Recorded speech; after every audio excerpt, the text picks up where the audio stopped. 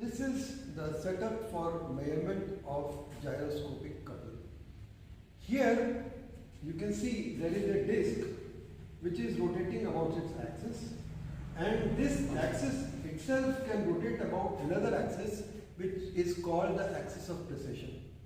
Now whenever we add any load on this, this would try to tilt on one side.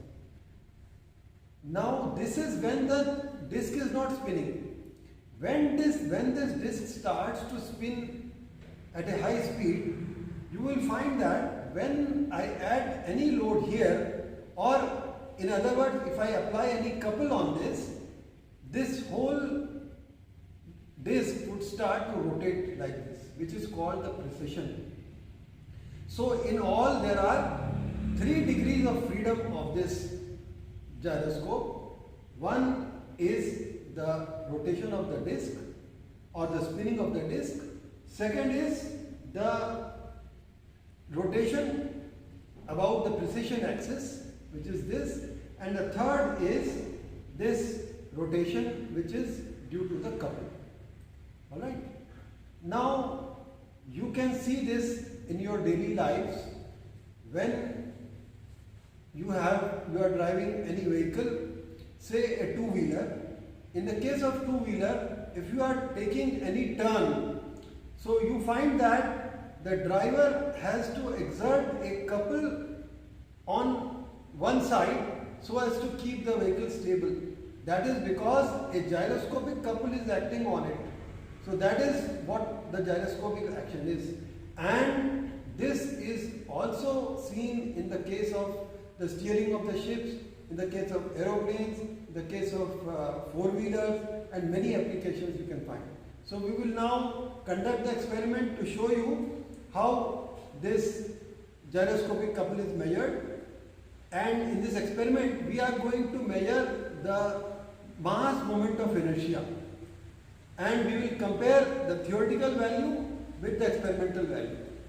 The theoretical value we will get from the couple is equal to I into omega p, where I is the mass moment of inertia of this disc, omega is the angular speed of rotation, and omega p is the velocity, angular velocity of precession. So we will just conduct the experiment and do this.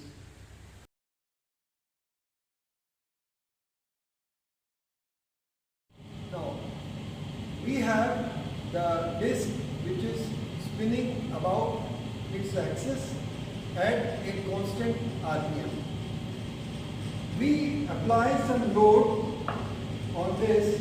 Here I have taken 500 grams, and you can see that it starts to precess.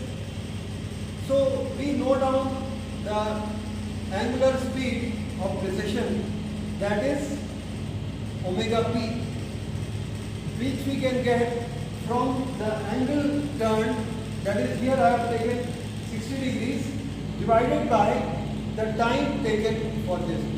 So like that we take 2 or 3 readings and we can get the different values of omega p, and once we get that, we use the formula of the couple, that is the gyroscopic couple, that is I into omega p, and from there we can get the value of I, which is the mass moment of inertia.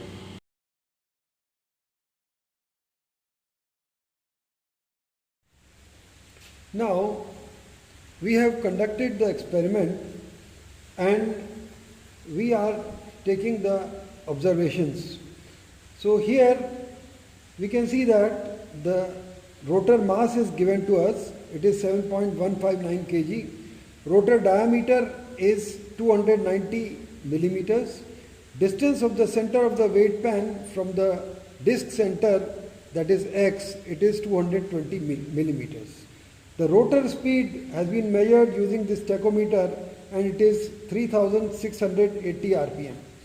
So we have the omega, which is 2 pi n by 60, n is known to us. Now we conduct the experiment using 3 weights one is 0.5 kg, and for the angle theta degrees, theta is equal to 60 degrees, we find that the time taken is 32.9 seconds. And similarly, we conduct this for 1 kg and 1.5 kg, and we obtain the time taken to precess the same angle, that is the 60 degrees. So from here we can calculate the omega p, which is theta upon t, in radians per second.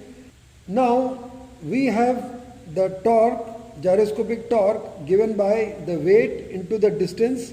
So the weights are 0.5 kg, 1 kg and 1.5 kg, and x is the distance from the center, disc center, so that is 220 millimeters.